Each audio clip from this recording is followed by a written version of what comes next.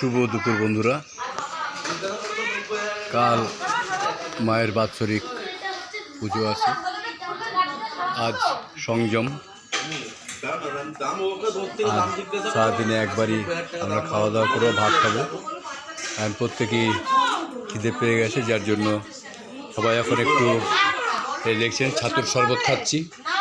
এই যে ছাতুর শরবত নিয়ে যাচ্ছে সবাইকে, যারা যারা উপোস আছে, মানে আজকে সারাদিনে একবার খাবে। সংযম যারা করছে প্রত্যেকের জন্যই ছাতুর শরবত। এই যে ছাতুর শরবত আমার হাতেও রয়েছে, দেখি বৌদি। এই যে সংযমের এখানে রান্না বান্না, ওই যে আমার ওই যে ওই ছাতুর শরবত খাচ্ছে, ছাতুর শরবত খাচ্ছে। এরপরে খাওয়া দাওয়া হবে, এখনো রান্না হচ্ছে। সংযম আজকে সব সিদ্ধ ভাত, সব কিছু তরকারি ভাতের মধ্যে দিয়ে ঘি দিয়ে খাওয়াবে। এই যে এখানে রয়েছে,